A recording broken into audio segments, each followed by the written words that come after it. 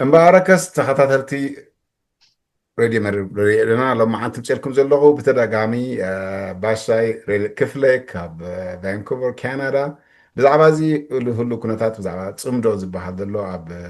منغو حواحاتن اب منغو سرعت يرتران كون صبصاب بعل صانت بريزيدنت سياسه فرق دهابو بخمي ريو نزي دبل اتو باشاي امثيلكم الله اوف كورس راديو كفلي እንኳን ደሓን መጻኻ እንደገና قرأت أنا كمايك. እሞ ደሓን ኣብቲ ቀንዲ መግለፂ ናይ ፅምዶ ብተደጋጋሚ እዋናዊ ኮይኑ ኣሎ ብዙሕ ሰብ ብትግራይ ዋላ ብኤርትራ እውን ብዙሕ ሶሻል ሚድያ ድዩ ብሓፈሽኡ እዚ ንሰምዖ ዘለና እዚ መብራህሪ ክትቦ እንታይ ይመስል ንዝብል ንሕብረተሰብና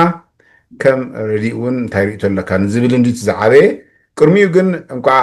ፅምበ በዓል ነፃነት ኣብፅሓና መበል 34 ዓመት ሓራድ ወፀስሉ ኤርትራ ካብ ባዕዳውያን እሞ እንኳዕ ኣብፅሓካ እንኳዕ ኣብፅሓና ክብል በዚ በጋጣሚ آمين مايك قاعد صحنا نقول هنا. مرحبا امو بريزيدنت ياسازبو افرق دي جبرو زربا سمي اخي خاطب على نصانت نخلو فتاوي زبي ايرتران مسغانا هيبو بدحريو تزاربو بناتكا ايفالويت كتقبرو خلاها خمرا حاجر كما يرخبكايو وتصبغي متشم انتاي مسلكا زخون يقول مراحي ولا ديكتاتور يخون ولا او كالي ديمقراطي يخون عمتاو صبصاب دمصخا وحدن لقرت العابل اللي مرحبا عمتاوي صبصاب ناي حدا بعال مخا بهاجراو ناصنت زغمت مبر 34 يخون ولا مبر زخون يخون ነገር መራሒ መንግስቲ ወይ ፕሬሲደንት ዝኣክል ክዛረብ ከሎ ዓባ ኣገዳስነት ኣለዎ ምክንያቱ ሙሉእ ሃገር ወኪሉ ስለ ዝዛረብ ማለት እዩ ክዛረብ ከሎ ድማኒ ጥራይ ንህዝቡ ደይኮነስ ንሙሉእ ዓለም እውን የስማዕ ኣሎ ማለት እዩ ምክንያቱ ወኪል ናይታ ምልእቲ ሃገር ናይቲ ሙሉእ ህዝቢ ስለ ዝኾነ ናይ ኢሳያስ ከም ዝሰማዕናዮ ግን ብዙሕ ህዝቢ ዳርጋ ማለሲ በኣሉታ እዩ ርእይዎ ስለምንታይ እንድሕሪልና በኣሉታ ድማኒ ብዛዕባ እቲ ንህዝቢ ዘገድስ ጉዳይ ኣወንዚፉ ብዛዕባ ግዳማዊ ዓለም ወይ ጎረባብቲ ወይ ከዓኒ ካብ ናትና ወፃኢ ዝኾነ ኢሹስ ኣዕዚዙ ስለ ክገልጽ ዝፈተነ እቲ ህዝቢ ኣነ ከም ዝገምገምክዎ ኣይዓገበን ኣነ ንባዕለይ እውን ኣይዓገብኩም ብነፍሰይ ማለት እዩ ምክንያቱ ዋላ እውን ድቃወሞ ይኹንሲ ብዛዕባ ሃገሩ ክዛረብ ዝብል ኤክስፔክቴሽን ወይ ትፅቢት እዩ ነይሩኒ ማለት እዩ ኩሉ ሰብ እውን ከምኡ ይፅበ ነይሩ ነዚ ከምኡ ፅበ ከም ዝነበረ ድማኒ ኩሉ ሰብ ሕጂ ገምጋም ክህብ ከሎ እንታይ እዩ ብዛዕባ ካል ዓጀው ዝብል ናይ ገዝኡ ገዲፉ ናይ ሃገሩ ገዲፉ ናይ ህዝቡ ገዲፉ ሲ ብዛዕባ ካልኦት ሃገራት ናይ ዓቕሙን ደዓቕሙን ብዛዕባ ኣሜሪካ ዘሎ ብዛዕባ ቻይና ዘሎ ብዛዕባ ካልኦት ሃገራት ጎረባብትና ዘሎ ገለ ዘዛርብ ምክንያት ሲ እንታይ ኣለዎ ኣብዚ ዝሓለፈ ዓመት ሲ እንታይ ከም ዝኸሰብናን ከም ዝኸሰርናን ወይ እንታይ ፕላን ነይሩ ዝወፀ እሞ ነዚ ዓመት እዚ ድኸውን እንታይ ካብኡ ክሰላሰል ክኢሉ እንታይ ክሰላሰል ኣይከኣለን ኢሉ ዘይምቕራቡ ዋላ እውን ትፀልኦ እንተኾንካ ዋላ እውን ትቃወሞ እንተኾንካ ብከምኡ ኢኻ ኤክስፔክት ትገብሮ ማለት እዩ ስለዚ ነቲ ትፅቢታት ናይቲ ሕብረተሰብ ዋላ እውን ናይቶም ፈተውቱ ደፈሮ ነቶም ቃወሞሲ ናይቶም ፈተውቱን ስዕቦን እውን ኣነ ዝዕግብ ሪፖርት ሂቡ ክብሎ ኣይክእልን እየ በዚ ዝኣክል ድማኒ ንዓና እውን ዳርጋ ነታ ሃገር እውን ብጎደሎ ከም ትምዘን ገይርዋ ሓደ ዘይ ብቑዕ መራሒ ከም ዘለዋ እዩ ዘረጋግፅ እምበር ሓደ ብቑዕ መራሒ ቁጠባዊ ፖለቲካዊ ማሕበራዊ ብኡ ዝዕቀን ዝምዘን ነገራት ከቕርብ ስለ ዘይከኣለ ኢትወዝ ሳብ ስታንዳርድ ነይሩ ሓድሽ ነገር ድዩ ግን ፕሬዚደንት ኢሳያስ ኣፈወርቂ ዓመት ስሚላር ዓይነት ተመሳሳሊ ነገራት እዩ ደምፅእ ሜቢ ኣብዚ እዋን እዚ ሜቢ ሕወሓት ኣይተተከፈን ኾን ብብዝሒ ሓድሽ ዶ ፍልይ ዝበለ ርኢኻ ካብዚ ዝሓለፈ ዓመታት 34 ዓመት هو الحجي ንምንታይ ንሕወሓት ብፍላይ ክትንክፍ ዘይደለ ምናልባት ተምፅኦ ትኸውን ዳሕራይ ከም ገለ መፅእ ኸውን ኣብቲ ናይ ፅምዶ ገለ መለ ዝብል ተልዩ ምስቲ መደብ ዘለዎ ክገብሮ ዝደሊ ፖለቲካዊ ቅርቁሳት ክፅግሞ ስለ ዝኽእል ሕጂ ብዛዕባኦም ክዛረብ ኣይክደልን እዩ ማለት እዩ ምክንያቱ ዕላማ ኣለዎ ማለት እዩ ሕጂ ዋላ ኣብሪሁ ተደይገለፆ ጠፊእዎ ማለት ኣይኮነን ወይ ክነቕፎም ስለ ዘይደሊ ማለት ኣይኮነን ግን መደብ እንተዳልይዎ ኮይኑ ከምዚ ንሕና ንግምቶ ዘለና ከምዚ ዝውረ ዘሎ ሕጂ ናይ ፅምዶታት ገለታት ሕጂ ንዓቶም ዝሃርብ ንዓቶም ዝነቅፍ ዘረባ ክዛረብ ኣይክእልን እዩ ምክንያቱ እቶም ናቱ ካድራት ኩሎም እቶም ብቐጥታ ኹን ብተዘዋወሪ መንገዲ ብዘየገድስ ዋላ ሽሙ ከየልዓሉ መንግስታዊ መግለፂ ዘይኮነሲ ኢዳዙራዊ መግለፂ ኩሎም ዋጭዋጭ ይብሉ ስለ ዘለዉ ብዛዕባ እቲ ዝምድናታት ናይቲ ህወሓት ንሱ ሕጂ ንዕኡ ማለት ዝተናኽፍ ነገር ክዛረብ ኢልካስ ኣይትፅበየን ኢኻ ስለዚ ኣዋሲንዎ ኸይዱ ማለት እዩ ንዕኡ ፅቡቅ ሰው ህዝቢ ኤርትራ እንታይ ክፅበ ኣለዎ ከም መራሒ ስኻ ሕጂ ኣብ ፖለቲካ ተጋድሎ ሓርነት ንዊሕ ዘገልግልካ እውን ካድረን ብስለት ዘለካ ፖለቲካ ንቕሓት እዩ ካብ ሓደ መራሒ ፕረዚደንት ዝኾነ እንታይ ክፅበ ኣለዎ ኢልካ ትሓስብ ካብ ፕረዚደንት ኢሳያስ ኣፈወርቂ እንታይ መጀመርያ ክስምዕ ነይሩካ ትሓስብ ሓደ ሓውን ሓንቲ ሓፍትና ክሰምዕ ከሎ ነዚ ከም ፕረዚደንት ሓደ ግዜ ንቕሓት እውን ክጎድለና ክእል እዩ ከም ኤርትራውያን እንታይ ንፅበ ካብ መራሒና ተረዲኻኒ እንድሕር ተመሳሳሊ እንድሕር ኮይኑ ሜቢ እቲ ፅቢት ናይ ህዝቢ ንሱ ነይሩ እውን ክኸውን ይኽእል እዩ እስኻ ከም ረዲእሲ እንታይ ሓደ መራሒ ሓደ ፕረዚደንት ብዛዕባ ሃገር ክትዛረብ ንድሕር ኮይኑ እንታይ ክልዕል ነይሩ ኢልካ ትሓስብ ንምንታይ እዚ ተኸታታሊ ዝሰምዖ ሰብሲ ኣትሊስት መብርህ ክህሎ ወልቲ ሽግር እንታይ እዩ ይመስለካ ሃውዲዩሲ ነዚ መራሒ ዘሎ ሃገርና ተባሂሉ ዝፅዋዕ ከመይ ትመዝኖ እዩ መጀመርያ እዚ መበል 34 ዓመት ድሕሪ ሃገራዊ ናፅነት እዩ ስለዚ ከማይን ዝኣመሰለ ሰብ ጥራይ 34 ዓመት ዘይኮነሲ ቅድሚኡ ናብ ቃልሲ እንተኾነ ግምት ወይ ገምጋም ነይሩና እዩ ማለት እዩ ኣጋባብ ኣካይዱ እቲ ናይ ምልካዊ ባህርያቱ ይሰርሕ ነይሩ እዩ ኣብ ሜዳ ከለና እውን ከይተረፈ ማለት እዩ ይሰርሕ ነይሩ ጥራይ ዘይኮነሲ ነናሓድሕድና እውን ኣዋዲኡና ብዙሕ ነገራት ርኢና ኢና ማለት እዩ ክንደይ ክንብሎ ተመሊስና እንድሕሪ ክንፅብፅቦ ኮይና ምናልባት ብዙሓት ኮንካ ከተቕርቦ ዘለካ ጉዳይ ማለት እዩ ተገብረ ስራሓት ኩሉ ስለዚ እንታይ እዩ ከመይ እቲ ኣብ ዓዲ ዘሎ መራሒ ዝበሃል ተባሂሉ ዝፅዋዕ ከመይ ትግምግሞ እዩ ሕጂ ብዝያዳ ክፅበይዎ ዝግብኦም እቶም ዝፅበይዎ እዮም እምበር ኣነ ኣይፅበየን ማለት ሳይ ፅበየ እንትኾነ ሓደ ድካታተላ ነዛ መደብ ግን ሕጂ ደጋፊ ተቃዋሚ መንእሰይ ብዙሕ ንቕሓት ዘይብሉ ፖለቲካዊ ካብ ፕረዚደንት ናይ ሃገር እዝን እዚ ትምንእታት ክሓልፍ ግብኦ ትብሎ ተልዩ እምበር እስኻ ካብ ገድሊ ትሒዝካ ፍልጠት ኣለካ ብዛዕባ ናይ መራሒ ማለት እዩ ራይት ሶ እንታይ ንበልካ ኣብቲ ጫማ ሕጂ እንታይ ኣብ መንጎ ክስታ ጌርካ ንበር እንታይ ሓሲበ እቶም ዝፅበይዎ ክሓፍሩ እዮም ምክንያቱ እሶም ዝፅበይዎ እቶም ጀንዊን እንተደኣ ኮይኖም ዝፅበይዎ እንታይ እዮም እዛ ዝሓለፈት ዓመት እንታይ እዩ ከምቲ ዓንተ ወይ ጠቂስና ነበርና ብፖለቲካዊ ሸነኻት ይኹን ብምጣኔ ሃብታዊ ሸነኻት ይኹን ብማሕበራዊ ሸነኻት ይኹን በናባባር ናይቲ ህዝቢ ብጠቕላላ ይኹን ኤምፕሎይመንት አንኤምፕሎይመንት ኦል ዞስ ቲንግስ ወርክፎርስ ገለታት ፕሮዳክሽን እዚ ኩሉ ዝማእቶታዊ መንገዲ ብኩሉ መዐቀኒታት ርኢኻሲ እዚ ፀብፃብዚ እዚ ፕላን ዚ ነይሩና እዚ ሰራሲልና እዚ ኣይሰራሰልናን እዚ ድማ በዚ ምክንያት እዚ ክጎድል ክኢሉ እዚ ከዓ ከነሳልጥ ክኢልና ከምዚ ዓቕሚ ስለ ዝነበረና ኢሉ ገምጋም ክህብ ነይርዎ እሞ ብድሕሪኡ ሽዑኡ እቲ ንምንታይ እዩ ትጎዲሉ ዘሎ ነገራት ከዓ ገሊፁ ንብድሕሪ ሕጂ ክመላእ ዘሎ ነገር ኢሉ ክገልፀሎም ግባእ ንዓኣቶም ማለት እዩ ኣነ ግን በዛ ነብሰይ ከማይ ዝኣመሰለ ሰብ ግን ኣይፅበዮን እዩ ኣትካስ ገሊፅካ እያ ካሳዕናትካሲ ትልፅበዮ ኣነ እንታይ እዩ ትልፅበዮ ኣነ እንታይ ሕጂ ድማ ብልሓት ክገብር ከም ቀደሙ እየ ድብል ከም ቀደሙ ሕጂ ድማ ከመይ ገይሩ ክናውሖ ነቲ ነገር ንዝኾነ ይኹን ጉድለታሲ ናብ ካልእ ከላግቦ እዩ ኣባኻ ሓተካ ቅሬታ ፅቡቅ እታ መጨረሻ ዘምፃኻ እያ ደሓንዎ ኣሎሞ ሕጂ እዛ ዝበለፅካያ ስኻ ካብ ሜራት ሒዝካ ኢኻ ፕረዚደንት ኢሳያስ ዝፈልጦ ኣመራርሑ ዋላ ኣካይዱ እዚ ዓይነት መደረዩ ዝሃቦ ኣብ በዓል ነፃነት ከም መራሒ ዋላ ከም ንስኻ ትብሎ ዘለኻ ናይ ምልካዊ ካይዱ እሲ ይዋፅኦ ዶ ትብሎ ዋላ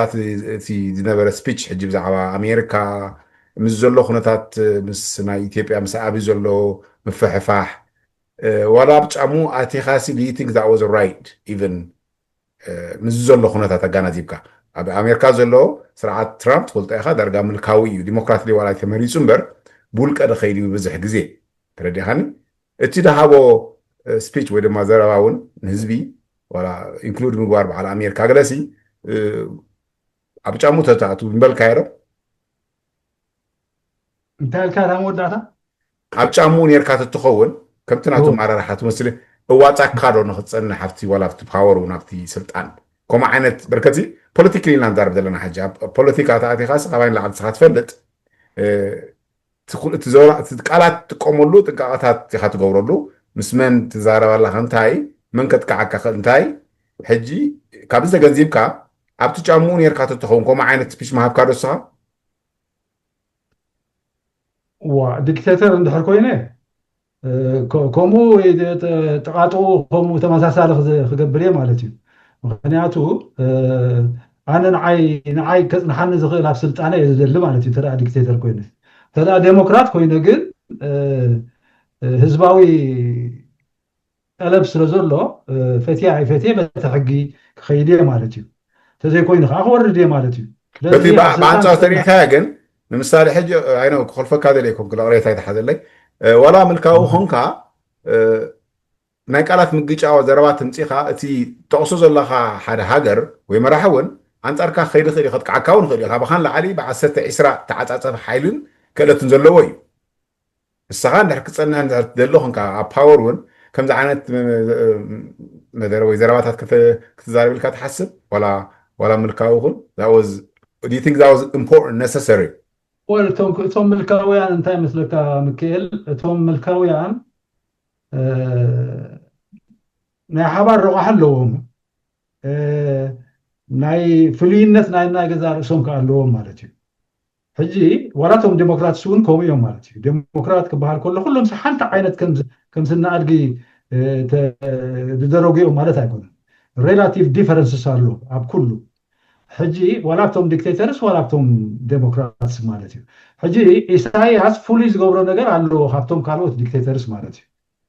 ምክንያቱ እዚ ሰብ እዚ ካልኦት ዲክቴተርስ ንኣብነት ስልጣን ክቆፃፀሩ ይደልዩ ሞ ነቲ ህዝቢ ኣይጫንዎን ኣየቕርብዎን ማለት እዩ ዴሞክራሲያዊ ስርዓት ክተኽሉ ኣይደልዩን ግን ከዓ ናሽናሊስትስ ከዓ ይኾኑ ማለት እዩ እንታይ ማለት እዩ ነታ ሃገር ግን ከመዓብልዋ ክሳይ ድሕር ኣይብሉን ማለት እዩ ይፅዕሩ ማለት እዩ ኩሉ ነገር ስራሕ ከም ዘለዋ ገብሩ ትምህርቲ ከም ዘለዋ ገብሩ ገለ ገብሩ ከምዚ ካልኦት ምሻለው ዲክቴተርስ ዋላ ንጉስ ይኹን እውን ከምኡ ገብር ማለት እዩ ስልጣን ጥራሕ እዩ ዘየካፍል እምበር እቲ ካልእ ምዕባለ ናይ ሃገር ግን ብዝከኣል መጠን ላዕልን ታሕትን ይብል ማለት እዩ ምስ ንዕኡ ዝዛመዱ ሓይልታት እንዳተዛመደ እንተተለቂሑ እንተገለ ገይሩ እንተብዕዳ ኣትዩ ሲቆታ ተዓዲ ከም ትምዕብል ይገብር እዩ ማለት እዩ ናይ ኢሳያስ ፍሉይነት እንታይ እዩ ነታ ዓዲ እውን ቁልቁል ኣኽባ ስለ ዝደፍኣ እዩ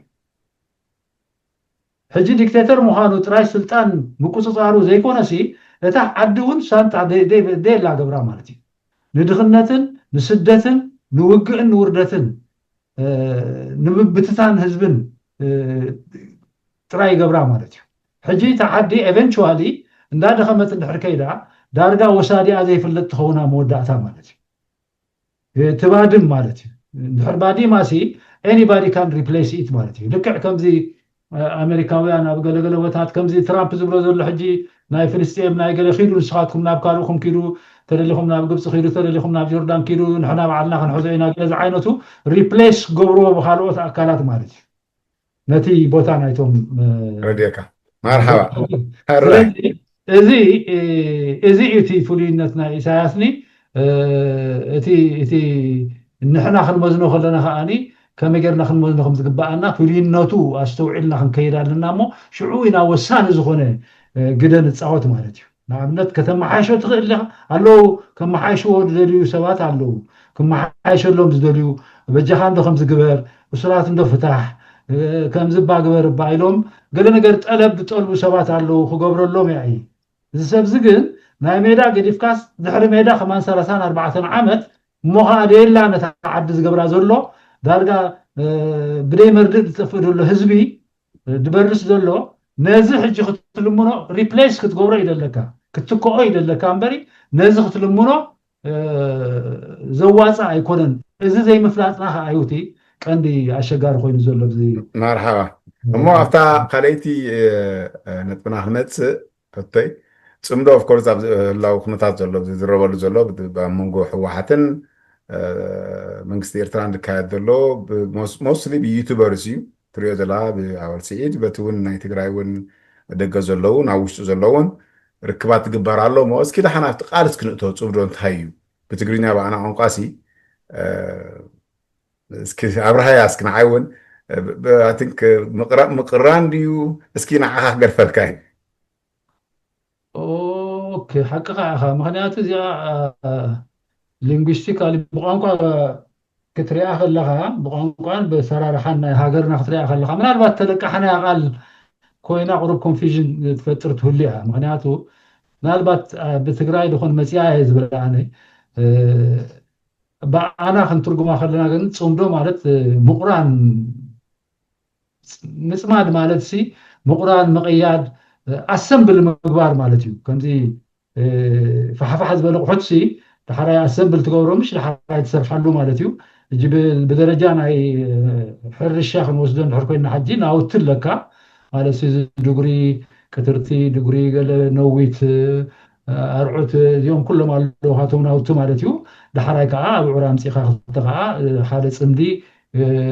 ካልኦት ለምኻውን ክልተ ፅምዲ ሰለስተ ፅምዲ እንዳልካ ትኸይድ ማለት እዩ እዚ ሕጂ መታዓይ ናይ ፕሮዳክሽን እዩ ሕጂ እቲ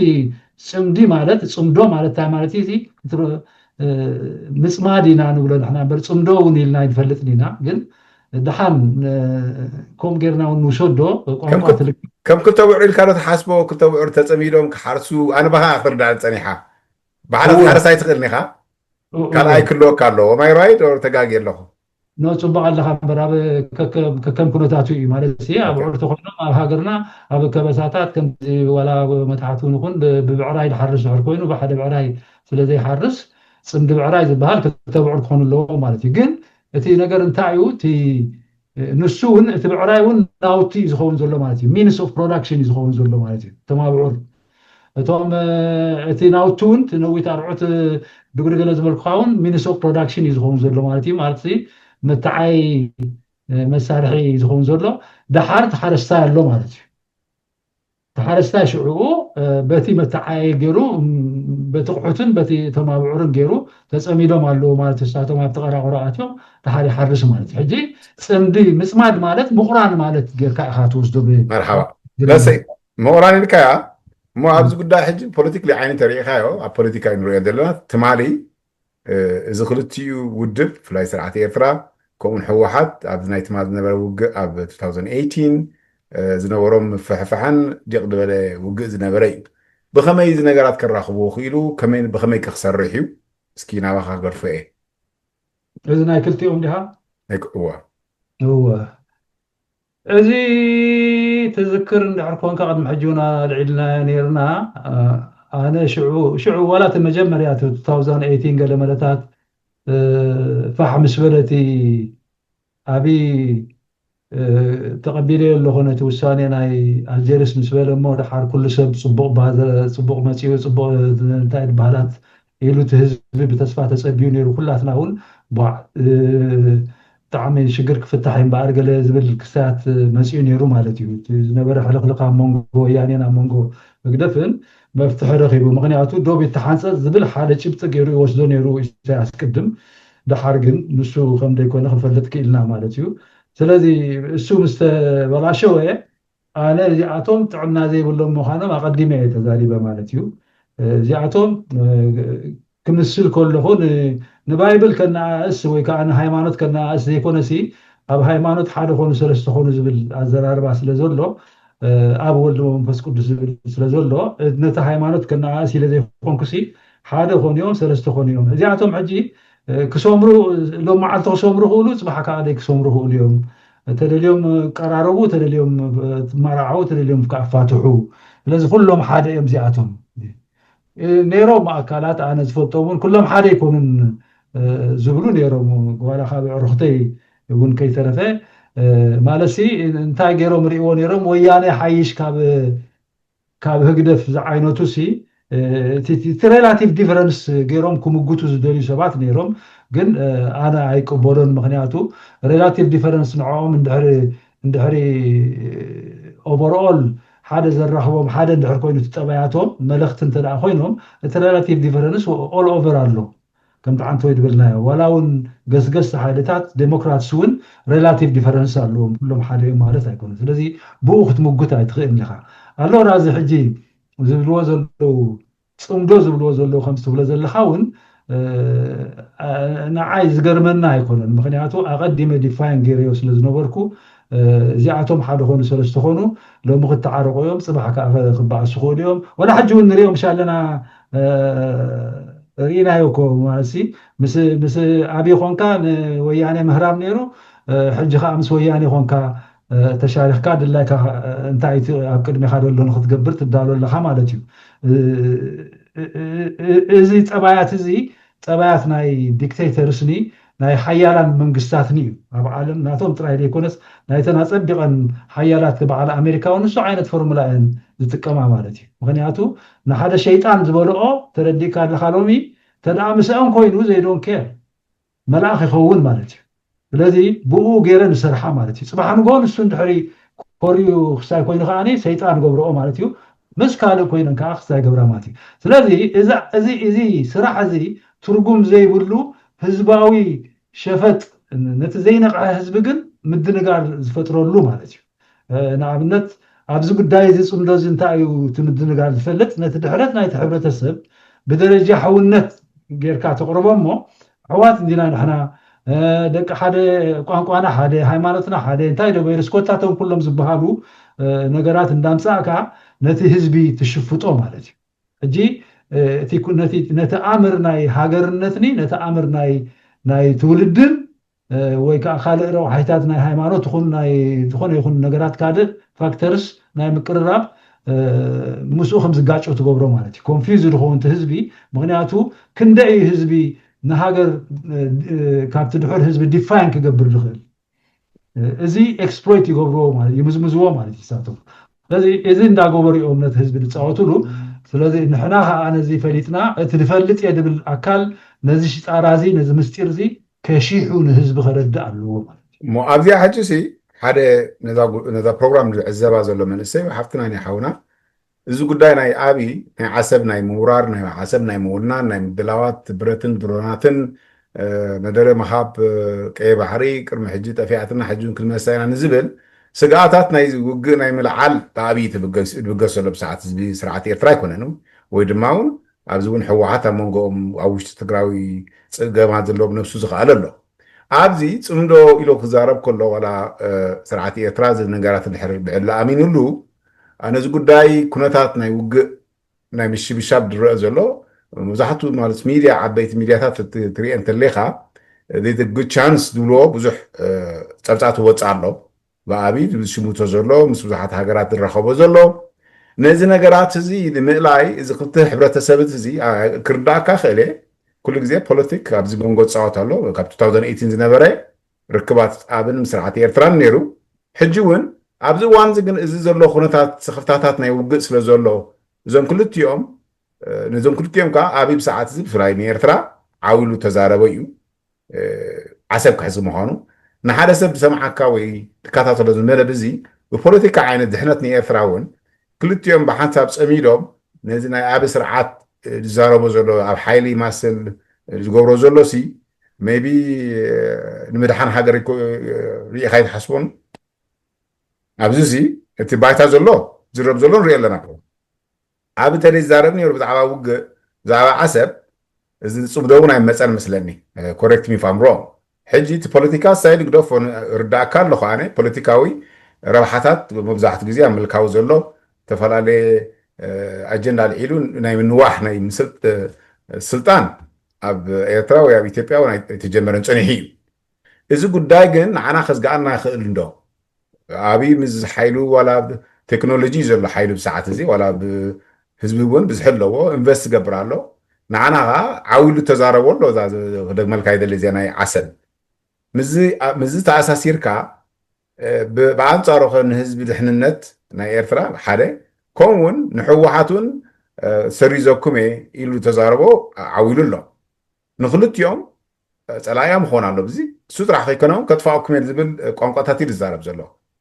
በዚ ዓይነት ካ ክትሪኦ ከለካ ከምኡ ኣይመስልን ኖ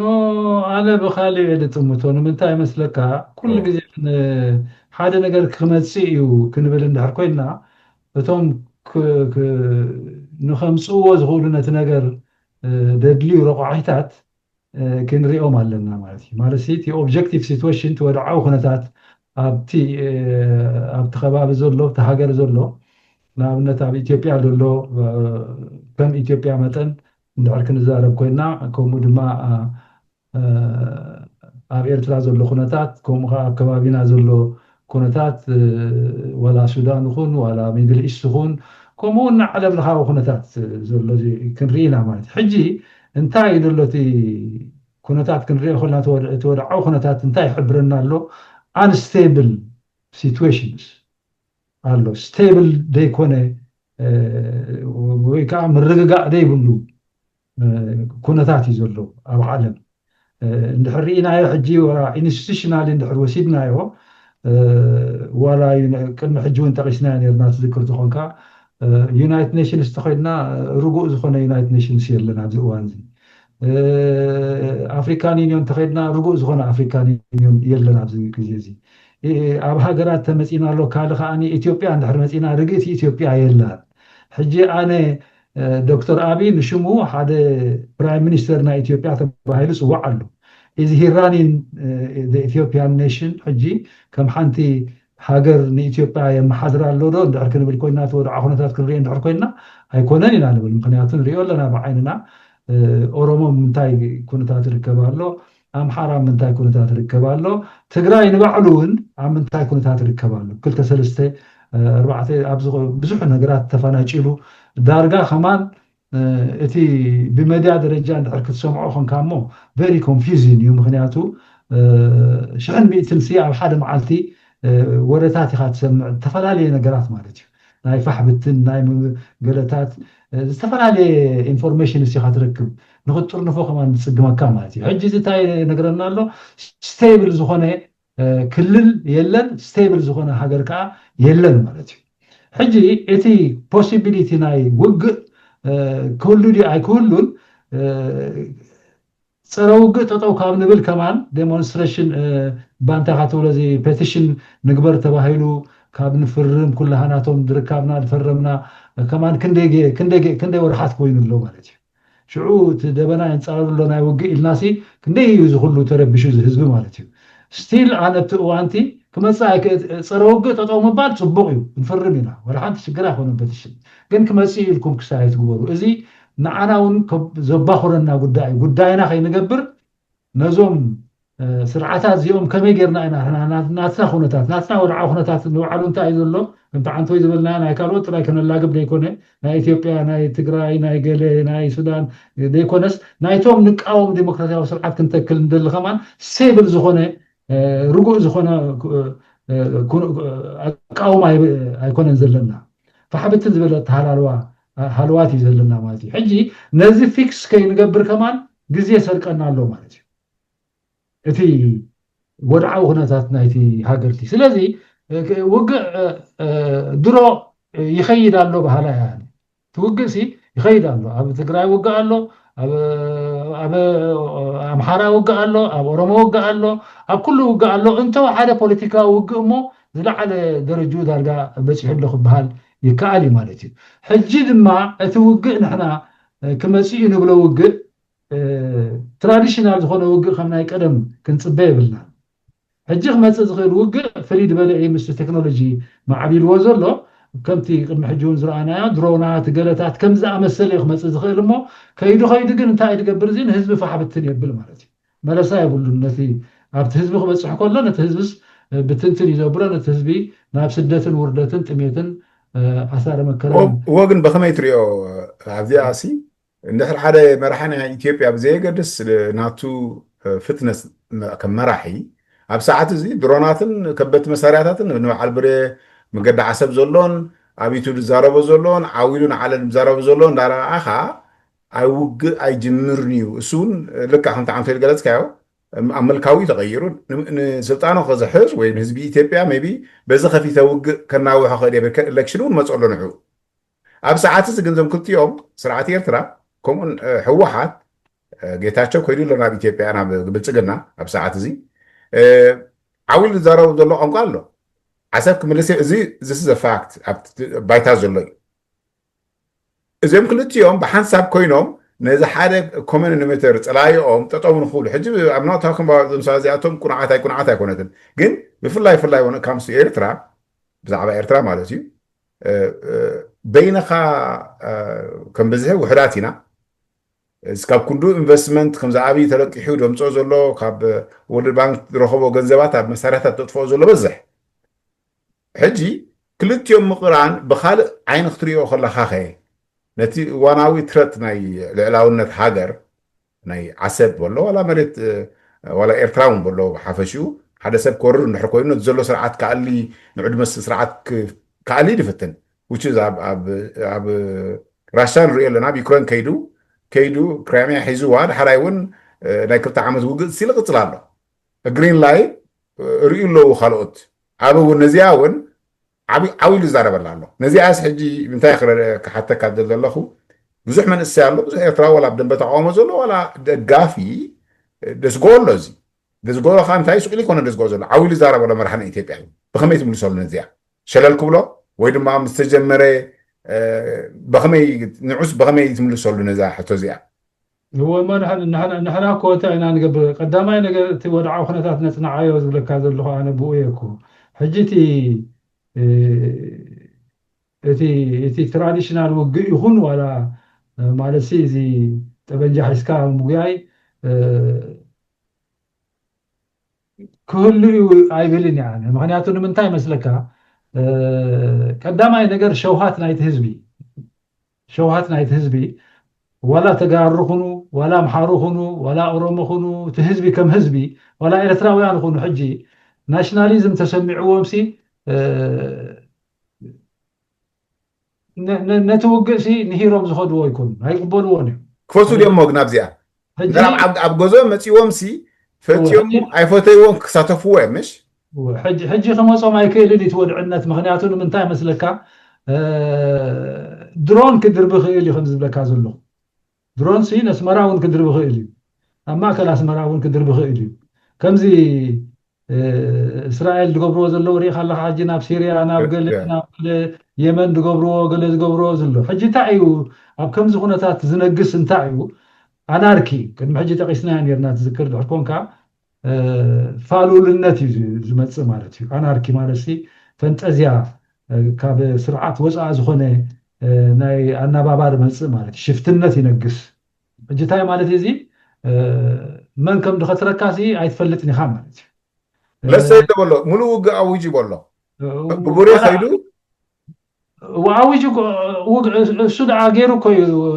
تزبلو كو غيرو كوي حجي مدربا انتي تراي تليفون زلو حجي كدرب ترى حيزلو امبر ابيكو هو محج نفتحتك من لسك حجي ኤርትራ ባዕላ ንሽተይ ዓደያ ተወሰነ ሰራዊት ኣለዋ ወይክንስግ ድስግሪ ስርዓት ኣብ ኤርትራ ዘሎ ግን እዚ መንግስቲ ኣላዊ መንግስቲ ኤርትራ ኣላዊ ተዛረበ ንስርዓት ኣብ ካሊ ተበጊሰ ይበለና ኣብ ሰዓት እዚ ምሽ ኣበ ግን ምስናይ ፍኸሪ እዩ እዞም ክልተ ኣብ ንሕወሓት ካል ነፂግዎም እዩ ሰሪዞም ኢሉ ተዛረቢ ፊውደ ይሰጎ ማለት እዩ ብሓንሳብ ኮይኖም ብሓደ ሰብ ክትሪኦ ከለካ እዚ ስርዓት ኣይንብረናን እዩ دحرايت كويجين كير خيري بس تعاليو انت كمت ويغانوس ناو خطات تخيري خا ابز وان زغن وانا وغداي غن بحساب كوينم ناي كسرحو انفتا هيبون الله ابي بعلو مونسوكو سومداهم مسيلوم كوهم غبرلو اساتهم كو تتصمدو زبلو زلو ري خالها انت عبد غبر زلو مالتي ابين دحري فتحتيلو ويون دحري دلاي خوينو رخيبومو كتفو يتي انتي مالتي تصمدو مالتكو بخال ازار 4 شركنت مالتي تربيكا هو غزا انمسي نختيوم تقموم دبلك كالخو ابزياس نختيوم دحننت تقموم لي تقموم نسوم ده أنا خدنا نخصان حد أي تقوم من بر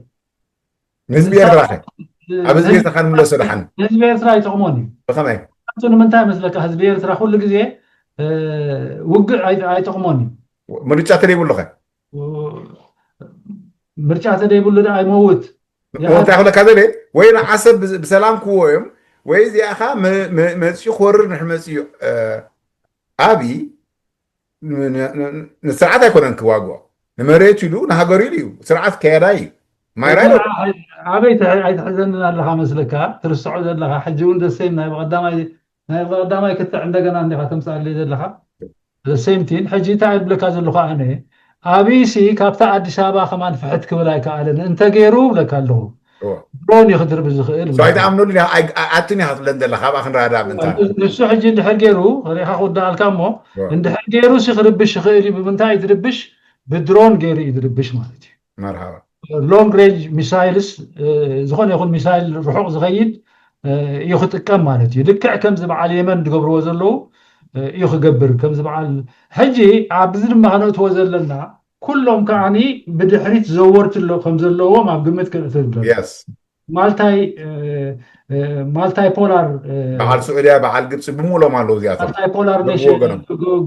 جلوبال عند زلاتنا حجي مالس يوني بولار ايكونت اندلا كم تاي امريكا ترى يكون زلو حجي كلتي بزحات ينزلوا تشاينا لو راشيا لو امريكا لو قال لو ناتو مصالحات كا الله مالت ينزيم كل مالت كالوت مالت حجي اذا اتوم كسرحو كلو توجههم يمسروا رديكا ولا ابيون ولا نتات دربه كدربيا خيلي نبرا زلنا اتوم درب زبرو درب مسولو يدرب ካልኩሌት ገሮም ንሳቶም ደዋጾምን ደዋጾምን መሳርሒኦም ዝገብርዎ ንዕኡ ማለት እዩ ሕጂ ብሰራዊት ገሩ ወሪሩ ክሳገራካኒ ዘይከይድ ፈልጥዮ ነቲ ወድዕነት ካብና ንላዕሊ ንሶም ነቲ ኩነታት ናይቲ ኢትዮጵያ ዘሎ ኩሉ ነገር ናይ ዓለም ብምሉእ ፈልጥዎ እዩ ናይቲ ኢትዮጵያ ኩነታት እውን ፈልጥዎ እዩ ሕጂ እንታይ እዮም ዝገብሩ ንሳቶም እንድሕር ሰሊጥዎም ፅቡቅ እዩ ሓደ ነገር ዝሓሰብዎ ድሕር ሰሊጥዎም ድሕር ደይሰሊጥዎም ግን ክርበሽ ኣለዎ እቲ ቦታ ማለት እዩ اندحري ديسولطهم عقرقر كم زهل اليوم تقبروا مالت عقرقر قبر تخوينهم حج انت نسوم جرين لايت يبومو دربي لومو يدرب مالت اتوم نبعال نتوم تصمدو زبرو زلو زدقفو اكالات بدحريت كوينهم كعنا خاني رياكت خقبروا خا خنقروهم مالت وجهوهم مالت اجي تي نيو كولونياليزم نبلو نبعلو ابزلو مالت زوار حيل خوينو بدحريت اكزيست تقبر الله هو اكزيست تقبر الله حجي وجهها كالو مالتيو حجي دايركتلي اندايركتلي ببعينتو منقدتات ببتدواصهم غيرهم كواسو هولو مالتي حجي نحنا مودا انتاي كما غيرنا الاولى خمت بالكاسي يواصانا لين حزبنا قال نعنا زواصانا ነገር ውግ የለም ውግ አይዋصانا نعنا ولا نسعر ولا نحن حجن كيدنا لإثيوبيا نوررا ولا أبي نطفى أيو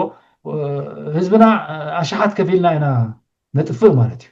هزبي دليت يقولوا نريو لنا مش تتوريرو إلى حيثك أنا عم تتوريرو راح لك أنبر جمرت قبل يكون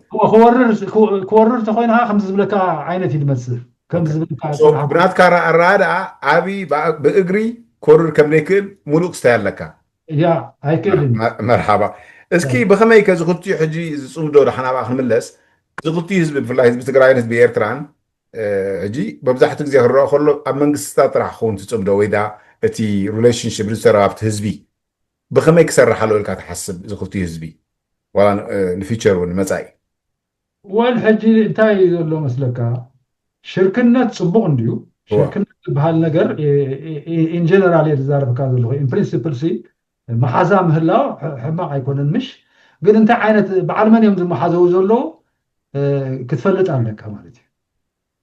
نعمت انت لا ديكتاتورس كوينهم تم دمحازو زلو كل جزي حزبي وصع مالتي اوكي لا ديمقراطس كوينهم دمحازو زلو قل حزبي يتكم مالتي ابزو وانت قل مرجع يبلكان مسلل مش حجي نوع على النمبر انت مرجع لك غير ترى من ساعات يرتاي دغ كذا هو حواتي زلو هو كنت لي هالمس اوكي جو هيد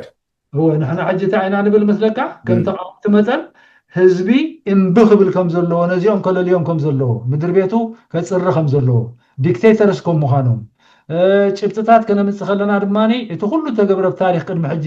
እቲ ህዝብና ተጎዲእዎ ዘሎ ብኤቭሪ ናው ኤንድ ዘን ተገብረ ውግኣትን ዝተረኸበ ስደትን ክሳብ ሕጂ እውን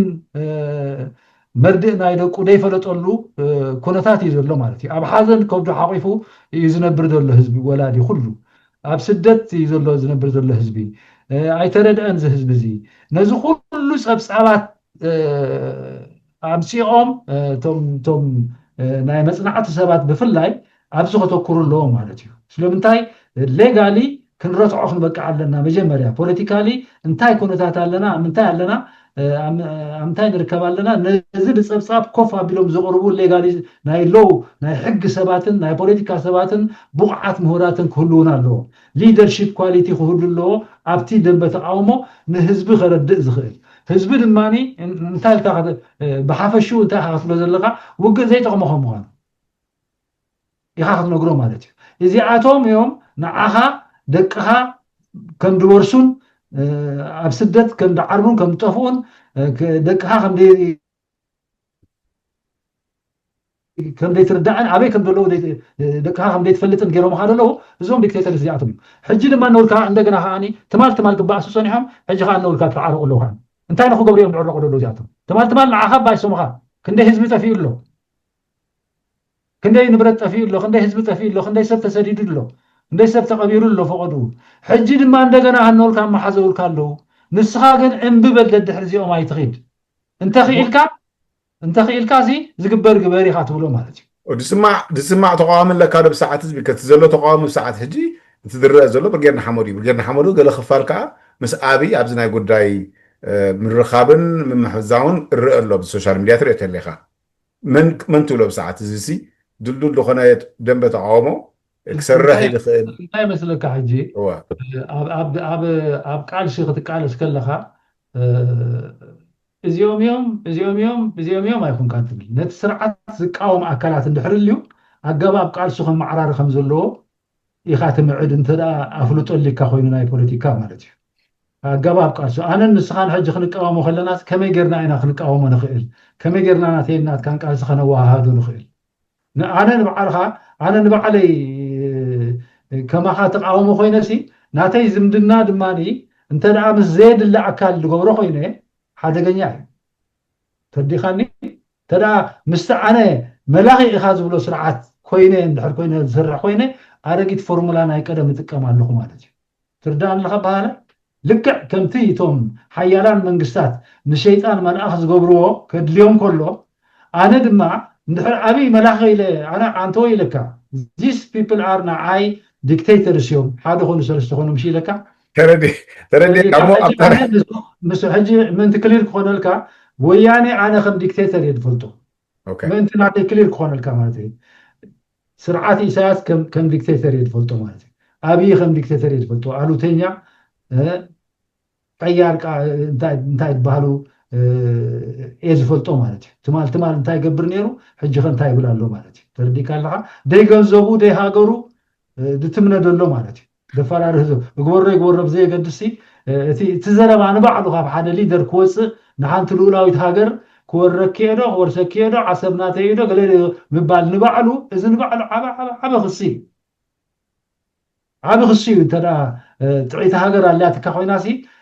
ኣብ ዓለም ከሲስካ ከተረኻኽበሉ ትኽእል ኢኻ ማለት እዩ ግን ሊደርሺፕ የብልና ንዓና ኣብ ውሽጢ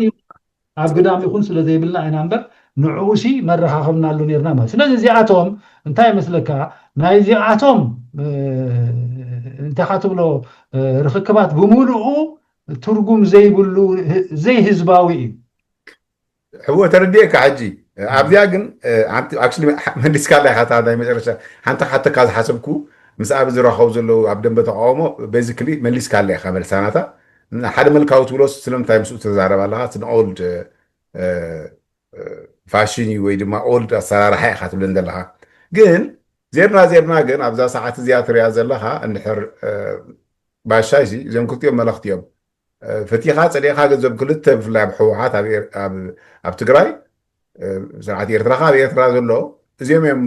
ነቲ ህዝቢ ሒዞሞ ዘሎ ዘዮም ዝመርሕዎ ዘለዉ ኣብ ደገ ከዓ የብልካን ድሉ ተቃዋማይ ከምቲ ቅድሚ ሕጂ እውን ተስፋታት ዝነበሮ ብየናይ ዳ መፍትሒ ትረክብ ምዝኦም ረከንሳይል ምግባራይ መሓሸካን ወይ እታን ባይታ ገለ ፈጢርካሲ ናይ ምርዳእ ተዘይኮይኑስ ነዊሑ 34 ዓመት ኣብ ደንበ ተቃውሞ እሞ ከዓ ለውጢ ደይብሉ ሕጂ ዝመፅእ ዘሎ ለውጢ ከዓ ናይ ጎነፅን ዝትሪኦ ዘለካ እዩ ሕጂ ሲ እዘር ኤኒ ኣዘር ወይስ ካልእ መገዲ ተጠቂምካ ወይ ኣብ ኤርትራ ዘሎ ስርዓት ተራዳዲእካ ምስኡ ነዊሕ ዓመት ግዜ ኣሎ ዋላ ሓንቲ ለውጢ ተገበረን ካብዚ ኩሉ ዝረኣናዮ ምቁዋም ማለት እዩ ኣብ ሕወሓት ከዓ እስዩ ውፅዋ ንሕወሓትን 27 ዓመት ክን ወያነ ሕጂ እውን እስዩ ዘሎ ተቐንዲ ናይ ትግራይ ዝመርሕ ማለት እዩ ሕጂስ እዘር ኤኒ ካልእ መገዲ ትጥቀመሉ መገዲ ሎ ወይ እዚኦም ከይከዱሲ ዋላ ሓንቲ ሰላማይ ምፁን ኢካ ክትብለን ዘለካ وحجي تاي قبل ذلو حجي خلها نفس وقف هاجر ناتو عيون له مالتي نفس وقف تقاومها ناتو عيون له مالتي نعم نحن خن تقاوم تندح كوينا عقابا بقى على لسانا خنا معرار لنا مالتي اوكي عقابا بقى على لسانا خنا معرار خلنا انت مالتي حد مش كلنا خن تمنينا حد مرار حخلونا حد ليدرشيب كلونا طور نفا مرار حخلونا إلنا نزارب عندنا ግን ንዑ ክንሰርሕ ክንብል ከለና ግን ነታ ፒራሚድ ክንሰርሓ ከለና ግን ንጋገል ለና ማለት እዩ ገሌና ሕጂ ምስ ስርዓት ንኸውን ልኡላውነት ሃገርና ንሕር ክመፁና ኮይኖም ከም ዝዓንተ ወይ ሓተትካኒ ማለት እዩ እንተ ደኣ ኣብይ ክመፅዓኩም ይብል ኣሎ ዓሰብ ናተይ ይብል ኣሎ ገለመለ እሞ እምበኣር ንሕና ሕጂ ፎርሙላ ምስ ስርዓት ኢሳያስ ኮንካ ምምጓት እዩ ምቅናስ እዩ ኣንፃር ኣብይ ገለመታት ትብል ማለት እዩ ወይ ከዓኒ ከምቲ ዝሓለፈ ዝረኣናዮ ድማኒ مس تግራይ ትዕወት ኢልካ ድማ ምስ ወያኔ ኾንካ ድማኒ ላዕልን ታሕትን ትብል ማለት እዩ ተረዲካ ኣለካ እዚኦም ኩሎም ሕጂ ተፈቲኖም ሲ ፈሺሎም ኣይሰርሑን ኣትል ዘላ ኣይሰርሑን ሕጂ ግዶፊኤ ተበልና ተተባሃሃልና ንሓድሕድና ምግዳፍ ዓቢና ምሽ እቲ ውፅኢት ግን ረዲና ባዕሉ ረዲና ማለት እዩ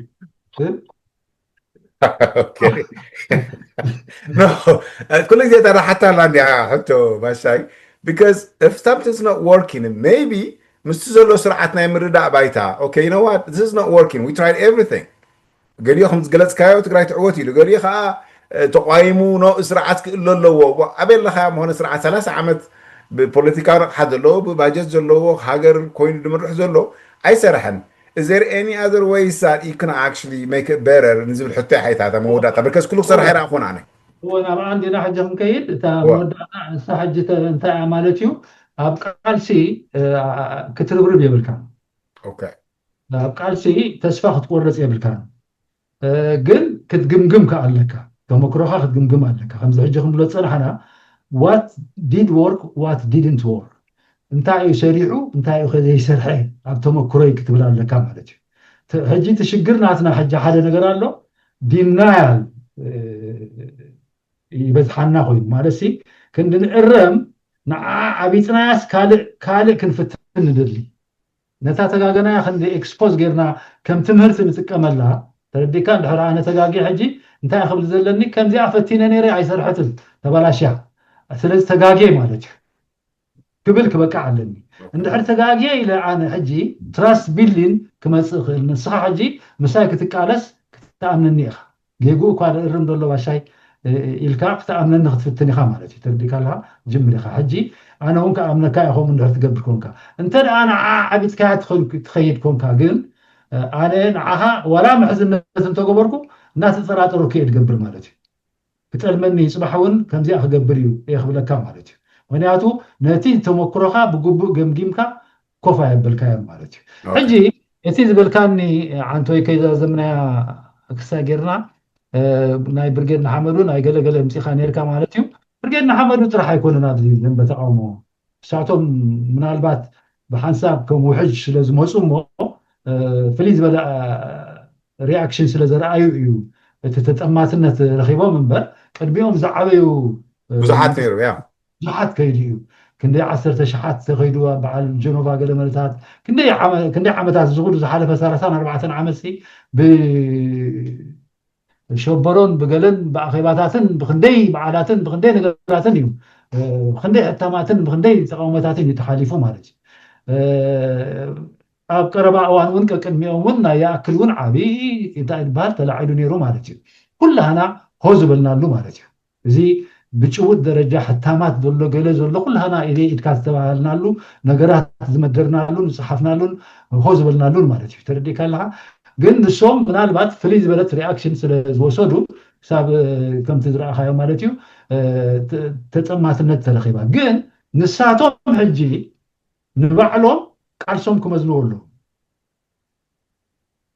እንታይ እዩ ተገይሩ እንታይ ሕፅረታት ነይርዎ ሕጂ ኸ ዓበይ በፂሑ ኣሎ ሕጂ ኸ ብደዋፅእ መንገዲ ዝኸይድ ኣሎ ወላ ብደይዋፅእ መንገዲ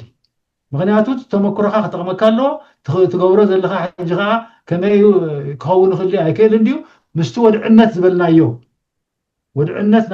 ናይቲ ሎካሊትን ወድዕነት ናይ ዓለምን ናይቲ ዞናን ኣብ ግምት ብዘእትዎ መንገዲ ኤም ኣይ ዱዊን ራይት ተባሂሉ ክምዘን ኣሎ ኣብዚ ሕጂ እዩ እቲ ስትራቴጂ ክወፅእ ዘለዎ ማለት እዩ እንታይ እዩ ዕላማኻ ጎል ናትካ ሕጂ ነቲ ስርዓት ምቕያር ኮይኑ ክሊር ኮይኑ ከሎ ግን ኣገባብ ኣቃላልሳኻ እንተዳ ምስ ዘይከውን ኣስካላት ትጥቀም ኮንካ ዘይሰርሕ መዳየቦ እንድሕር ትጥቀም ዘይሰርሕ ስትራቴጂ እንድሕር ትጥቀም ኮንካ ዘን ወንጮ ተገምፀልካ ወንጮ መፅእ ማለት እዩ ኣብ ዕግርግር ወይ ዕግሽሽ ክትብል ትነብር ወይ ከዓ ዋላ እንተቀየርካዮ ነቲ ዝነበረ ስርዓት ንዑ ድመስል ኮፍ ተብል ማለት እዩ መርሓባ እዚ ትሽግር ናትና ናይ ተቃውሞ እንታይ ድበሃል ዓብ ሚዛን የድልዩ ብፍላይ ከዓ እቶም ንፅበዮም ኣካላት ይፈልጢኦም ምኩራት እዮም ዓበይቲ እዮም ገሊኡ ትውልድ ናትና ከምቲ ናተይ ዝኣመሰለ ሰለስተ ጀነሬሽንስ ዘርከበ እዩ ማለት እዩ ቅድሚኡ ዝነበረ ጀነሬሽን ኣሎ ቅድሜና ዝነበረ ኣሎ ናትና ጀነሬሽን ኣሎ ድሕሬና ዘሎ ጀነሬሽን ከዓ ዝትሪኦ ዘለካ ይኣክለ ብርጌድ ሓመድ ዝኣመሰሉ ኣለዎ ማለት እዩ ንስኻትኩም ኣለኹም ማለት እዩ ሕጂ ሰለስተ ከምዚ ናተይ ዕድመ ዘለዎ ሰብ ሕጂ ሰለስተ እሞ ከዓ ብቑዓት ምሁራት ምኩራት ኣብ ኩሉ ዝርከቡ እዚኦም ኣካላት እዚኦም ሕጂ ነዚ ሰለስተ ጀነሬሽን ዝጠመተ ሚዛን ክህልዎም ይኽእል ማለት እዩ ኣብዚ ሕጂ እንታይ የድሊ ቱ ቢ ሬቮሉሽነሪ ጥራይ ምሁር ክትከውን ጥራይ ዘይኮነሲ ናይ ለውጢ ሰብ ክትከውን ከዓኒ የድልየካ ኣብዚ ሕጂ ኦፍኮርስ ካባይ ጀሚርካ ሕመቕ ስለ ዘሎ ሕማቓት ስለ ዝኾንና ኢና ምክንያቱ ኮሚትመንት ናትና ናብቲ ቃልሲ 100% ትኸይድ የለን ወይ ከዓ ብዘድምዕ ፐርሰንቴጅ ይኸይድ የለን ማለት እዩ ናይ ኩላትና ማለት እዩ ኣብኡ ህዝቢ ስለዘይ ሓስካ ውሽጡ ዘሎ ወይ ሰራዊ ስለዘይ ሓስካ ደኸውን ከትብሎ ንዕር ክትዕወደ ካልካ ኣብዚ እዋን እዚ ከዚ ኣብ ደገ ኮንካ ተምፅኦ ለውጢ የለን ምስለኒ ድሕተሪ ተደጋጊ ኣብ ውሽጢ እቲ ናትካ ከም ዝዛረቦ ዘለካ ካብ ሕሉፍካ ከይተምሃርካ ተደጋግሞ ኣለካ ዝሰየ መገዲ ማለት እዩ ዝዓበየ ግን እቲ ውሽጡ ዘሎ እሹ ኩነታት ናይ ሃገር ኣካይዳካ ስለዘይ ሓስካ ትብሎ ትብሎ هو السنة قند حج كيد خير كتاعو كيد خير حج نابعو اتناتكا قص اتناتكا ميشن اندهري توهاهدو ملكع مارسي ملكع حيزو تناتكا قرصانا قدام زلو تقاوم اندهري تعدل زلو نخزارب نخصحف نميديا غيرو خبل عدل زلو تقدام زلو انديو حج اذن تدعى صبق قرص حيزو منقدو فليتو እንታይ ብድሕሪ ድገብሮ ዕላማ ማለት እዩ ዝኾነ ይኹን ነገር ውሽጣዊ ግርጭት እዩ ወሳኒ ናይ ዝኾነ ይኹን ነገር ሕጂ ህዝቢ ኤርትራ እንተደኣ ክለዓል ዘይክኢሉ ህዝቢ ኤርትራ ከምኡ ህዝቢ ኢትዮጵያ ህዝቢ ትግራይ ብጠቕላላ ህዝቢ ኢትዮጵያ ገለመታት እንድሕሪ ፀረ ውግእ ኮይኑ ነቶም ተኸክደብርዎ ዘለው ሰብ እንታይ ድበሃላት እንዱ ክብሎም እንድሕር ደይክኢሉ ናትና ዋላ ዝገበርና ተገበርና ትርጉም የብሉን ማለት እዩ مرحبا خنا سمع نحن خنبقى علنا مالتي قلت شانل ناتنا هو هذا له ترقم زلو من قد خير له صلاتهم فتوتن عدون ابغرباوتن زلو خفلت له خمت زبلقها نتوم ديكتاتورز زبلهم نتوم معت قبل زغبرو كعودن كخصصون داي زلو منبر نساتهم مقالستناتكا خوينهم كتقربهم كونكا ولا حانت نقدر سوم يمسعرها ساتهم مرحبا ردي نعم حكي إلى مسكنا كانت جديدة فيها مبراري ما بكاب زعبا بعلنا تصاملت ناي بريزنت سياسة فرقو خمون تصمدو هاي مسر سلمنتاي أربحنا نزبل بتعمير مسكنا كا يغني اللي